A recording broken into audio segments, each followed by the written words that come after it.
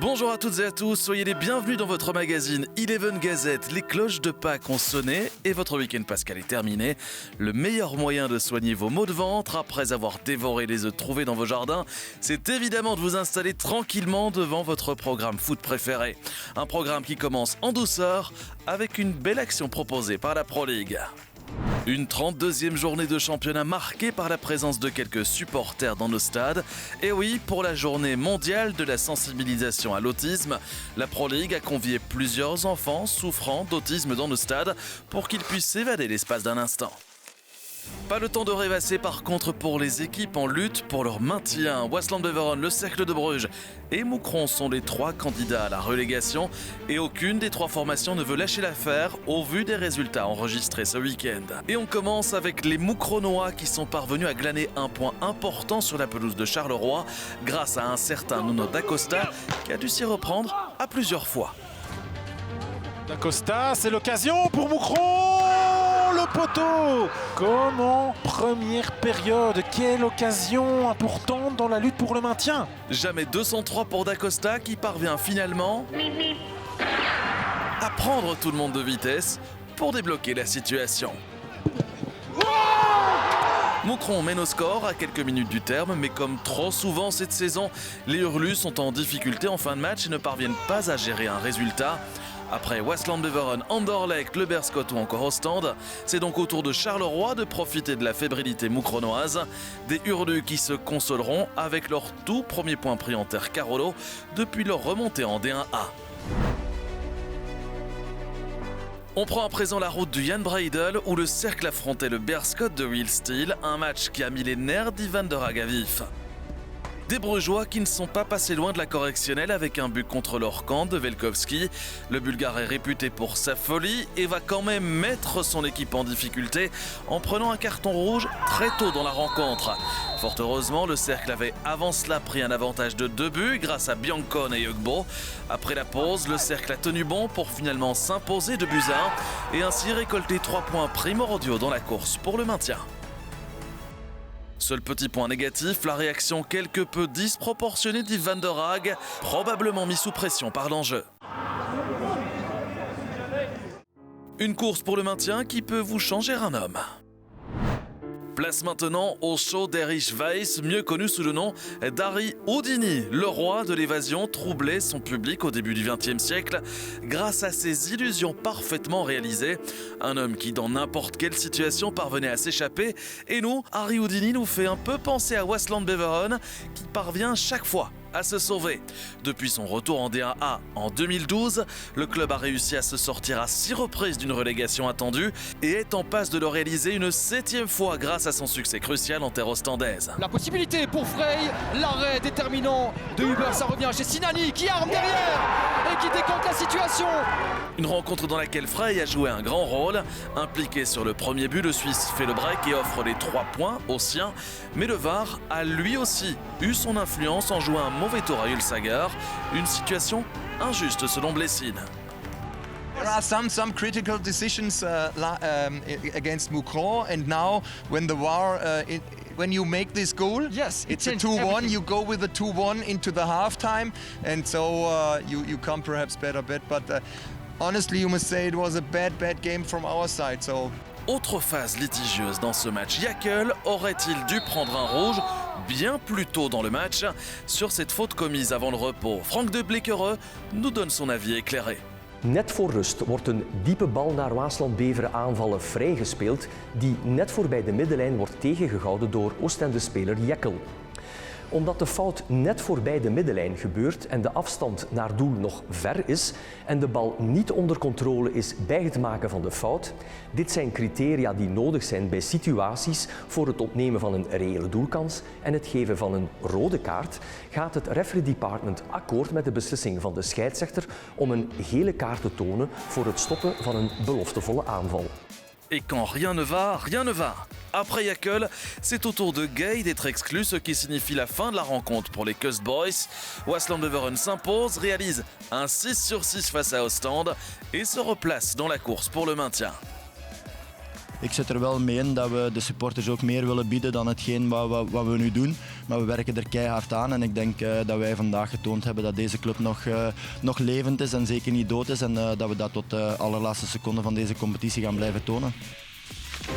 Un championnat dans lequel on lutte à tous les étages, place maintenant au haut du tableau et au sprint final pour l'accessit au play-off 1. Les 3 tickets restants nous promettent une lutte acharnée, preuve encore ce week-end avec la victoire de Genk à Dundreef dans un match couperet bien entamé par les hommes de Van den Brom. Torsvet fait sauter le verrou après 7 minutes de jeu. La frappe, oh, quelle est belle! On ne le dira jamais assez, le mental est un paramètre vital dans tout sport qui soit. Martin van de Voort l'a encore une fois démontré. Après s'être troué sur l'égalisation louvaniste, le jeune gardien limbourgeois a su réagir en sortant une parade de toute grande classe, décisive pour la suite de la rencontre.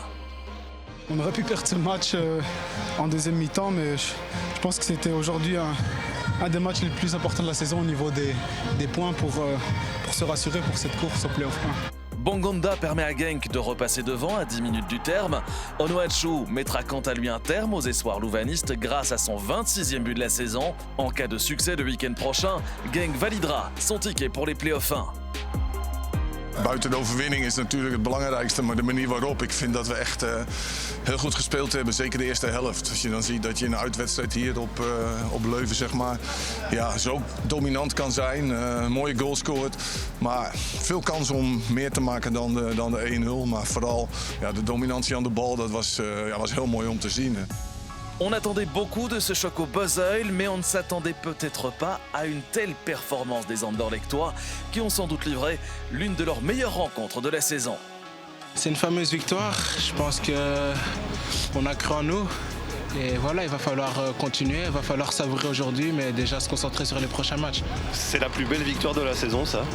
Ouais, je pense qu'aujourd'hui on a vu une équipe d'Anderlecht complète qui a joué au ballon. Je pense que ouais, on a mis tous les ingrédients possibles aujourd'hui. Anderlecht se paye même le luxe de rater un penalty. Mecha se rattrapera toutefois un peu plus tard avec une passe décisive remarquable pour Hachimero, dont ce fut le premier but en championnat. Et malgré un déficit athlétique, les Anderlechtois vont marquer sur corner. Erreur d'appréciation dans le marquage anversois qui illustre aussi parfaitement le fait que les hommes de Frankie Vercotteren n'avaient pas grand-chose à revendiquer dans ce match au sommet. Nee, ik zeg het omdat we ook qua impact, qua intensiteit, qua scherpte vanaf het begin problemen hadden. Dus we waren helemaal niet op niveau. La jeunesse anderlechtoise, il en a souvent été question cette saison. Un mot ressort du discours du coach Company, la progression de ces très jeunes joueurs qui pour certains ont livré une rencontre pleine de maturité. Aujourd'hui, ils ont montré un petit peu l'étendue de leur potentiel, mais sans travail, il n'y aura rien. Mais quand la jeunesse est au pouvoir et inspirée, elle peut vous offrir quelques moments de pure folie. Ladj maintenant, ben ouais, voilà. Mais voilà, mais quel but! 12 passes ont été réalisées avant que le ballon n'arrive dans les jambes de feu d'Eladj. Une finition digne des plus grands et un but qu'avait visiblement prémédité le principal intéressé. Avant de manger cet après-midi, j'avais parlé de cette action-là. C'est vrai. J'avais parlé ça à table. J'ai dit que voilà, dès qu'il y a un joueur qui venait, j'allais prendre mon petit crochet et l'enrouler. Et c'est ce que j'ai fait aujourd'hui, donc voilà, ce que j'ai promis a été fait. Le 4e but anderlechtois valait lui aussi le détour, un but signé Jari Verskaren. Et même si le marchand, en fin de rencontre, est venu un peu ternir le tableau doré des Mauves, les hommes de Company ont ce week-end montré beaucoup de signes qui permettent de nourrir bien des espoirs à quelques jours d'un match au parfum de play-off 1 avec la réception ce dimanche du club de Bruges. Week-end réussi pour Genk et Anderlecht en vue du top 4. Seuls sur leur île, les Brugeois, eux aussi ont gagné. Un succès, 1-2 sur la pelouse de Courtrai qui a mis du temps à se dessiner et qui s'est surtout décidé sur cette phase pour le moins litigieuse. Oh, il le donne! Oh, c'est pas possible ça! Volgens mij zijn alle duels met armen, met schouders, met lichaam. Ik denk dat dat eigenlijk op het belachelijke afwas. Het is een sport dat je... Ja, dat je duels moet hebben. Het is 1-1, er zit veel strijd in. We geven bijna niks weg. Alle duels zijn correct. Dus het is echt lachwekkend dat dit een strafschop is. Le problème, c'est que si je dis vraiment ce que je pense et si je dis la réalité des faits que tout le monde connaît et que tout le monde voit, je vais avoir des problèmes, alors je ne vais pas le dire. Mais sincèrement, enlever cet esprit du sport où les efforts sont, on va dire, récompensés à leur juste valeur. Bah, ça n'a pas été le cas aujourd'hui, donc oui, le football est injuste. Il n'en fallait pas plus à Hans Van Aken pour donner les 3 points aux siens. Et le Diable Rouge ne s'en cache pas. Les Brugeois ont été gâtés par l'arbitre sur ce coup. Het is licht. Zeg het, er is contact met zijn arm. Ik denk dat ik hem persoonlijk niet zou geven. Et comme d'habitude, dans ces cas-là, on donne la parole au referee department. Bij een duel tussen Sobol en De Rijk krijgt de Club Brugge-speler een lichte duw in de rug en gaat neer in het strafschopgebied. Het referee department verwacht voor dit lichte contact geen strafschop. Men verwacht ook geen VAR-interventie bij deze fase, omdat contacten op het bovenlichaam subjectief te beoordelen zijn en een dergelijke beslissing niet als clear en obvious kan gezien worden. Ook niet wanneer de intensiteit bij het contact laag is. Conclusie, geen strafschop, maar ook geen VAR-interventie in deze situatie, omdat er contact is tussen beide spelers. La lutte pour la deuxième place, synonyme de barrage pour la montée, est devenue l'attraction numéro 1 de cette fin de saison en D1B. Attention toutefois, l'Union ne compte pas lever le pied. Respecter la compétition, c'est le souhait maintes fois répété par Felice Mazzu. Des paroles aux actes ce week-end face à Serein. Les unionistes trouvent l'ouverture via Burgess, isolé au second poteau. Serein loupe dans la foulée l'occasion de rétablir l'égalité sur pénalty. Pire encore, les Cérésiens perdent 2 dès lors sur cette sortie approximative. Dietsch percute de plein fouet la Saïni et le verdict est lourd. Commotion cérébrale pour le milieu de terrain cérésien et nez cassé pour le gardien, out jusqu'à la fin de la saison. En fin de rencontre, Teddy Thomas achève le travail suite à un joli mouvement collectif. 20e victoire de la saison pour l'Union qui veut faire tomber tous les records d'ici la fin du championnat. Je pense qu'on a fait un match complet dans l'organisation, un match complet dans les transitions. On a eu d'autres occasions que les 2 buts. On n'a pas donné beaucoup de situations à cette équipe de Serein et donc chapeau aux gars. J'ai vu une équipe de l'Union où tout le monde a fait un bon match. Et chez nous, il y a des joueurs qui n'ont pas été au rendez-vous. Lommel avait donc l'occasion de revenir à 2 petits points des Métallos en cas de succès sur la pelouse de Daines. Après 3 victoires consécutives, les Limbourgeois confirment leur bon état de forme et débloquent le marquoir après 6 petites minutes de jeu seulement. Mais comme un signe du mauvais sort, le capitaine Glenn Nevin se blesse à la cheville et est incertain pour la fin de saison. À l'heure de jeu, tout bascule, Mehdi Tarfi égalise et Lennart Mertens limite 4 minutes plus tard, permettant ainsi à Daines de prendre les 3 points. Ça valait bien une petite célébration. Voici les résultats complets de cette 25e journée. Un but partout entre le RWDM et le Club Next. Union Serein 2-0. Nul blanc et vierge entre le Liers et Westerlo. Et enfin, succès de Daines face à Lommel. 2-1, score final. Au classement, la situation sur le podium reste inchangée. Serein compte toujours 5 points d'avance sur Lommel à 3 journées de la fin et pourrait valider son ticket de barragiste dès le week-end prochain. En bord de Meuse, il n'est plus question de play-off 1, mais bien de play-off 2. Au pied du mur, les Liégeois n'avaient plus le choix et devaient s'imposer face à Gand pour encore espérer décrocher une place au sein du top 8. Contrat rempli pour les Rouges, vainqueur 2-1 de Gand. 2 buts aussi esthétiques qu'importants. Le premier inscrit par Jackson Mouleka et le second par Balikwisha. À seulement 19 ans, Balikwisha inscrit ici son 7e but dans la compétition et devient le meilleur buteur liégeois cette saison. Et vous êtes meilleur buteur du Standard maintenant ? Exactement. Mais ça, c'est grâce à toute l'équipe aussi, parce que je suis jeune et grâce à eux, ils me permettent de marquer, donc je les remercie. Côté gantois, on regrettera de nouvelles opportunités manquées, une carence d'efficacité qui pourrait coûter très cher dans quelques jours, car à force de gaspiller, les Buffalo risquent clairement de manquer les playoffs 2.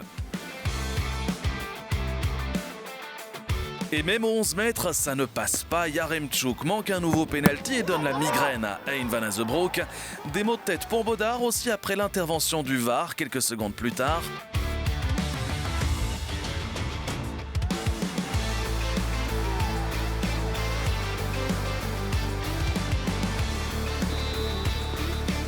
Le pénalty est une fois encore manqué, mais cette fois-ci, Castro Montes suit.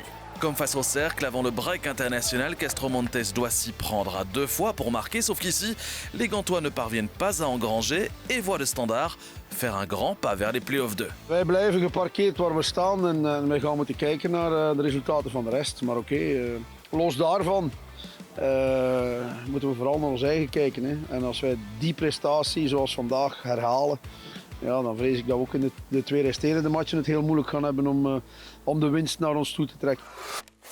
Duel similaire en score Super League entre le Standard Féminin et les Ghent Ladies. Un match comptant pour l'ouverture des tout premiers playoffs de l'histoire du football féminin belge et qui nous est raconté par Anthony Coppi. Un match de play-off animé et avec beaucoup de nervosité. Voilà comment résumer en 2 mots la première mi-temps de Gand Standard. Le match s'est ensuite ouvert en deuxième période et c'est la Gantoise qui a ouvert le score. Un but qui a réveillé les Rouges qui n'ont d'ailleurs pas traîné pour égaliser. Le Standard a eu des occasions mais a manqué d'efficacité et les Liégeoises ont finalement concédé un pénalty qui a définitivement scellé l'issue du match. Gand s'impose 2-1, le Standard peut nourrir de gros regrets. Je pense qu'à un moment aussi on est lésé, mais aussi bon, il faut rester réaliste avant de regarder tout ça. Il y a aussi nous-mêmes, on doit marquer nos occasions. Je crois qu'au deuxième mi-temps, on a encore 3 ou 4 occasions nettes. Il y a Eline, il y a Aster, il y a Sana qu'on a une toute nette, il y a Aster, il y a Noémie, il y a Davinia. Je pense que ça fait beaucoup. À un moment aussi, on doit s'en prendre à nous-mêmes. Avant de se dire au revoir, on revient rapidement sur l'une des informations du week-end et l'annonce du départ à la retraite de Steven Defour au terme de la saison. À bientôt 33 ans, Defour a eu une carrière bien remplie après avoir remporté 2 titres de champion, une Coupe de Belgique, 2 Supercoupes avec les Rouges, sans oublier son soulier d'or remporté en 2007 après des passages à Porto, Anderlecht, Burnley et plus récemment à Malines. Defour dit au revoir à notre Pro League et range donc les crampons. Quant à nous, on se donne rendez-vous la semaine prochaine pour une nouvelle gazette, mais restez branchés sur Eleven Pro League 1 car dans la foulée, il y aura Waasland Beveren face à Saint-Tron. Excellente soirée à toutes et à tous. Ciao!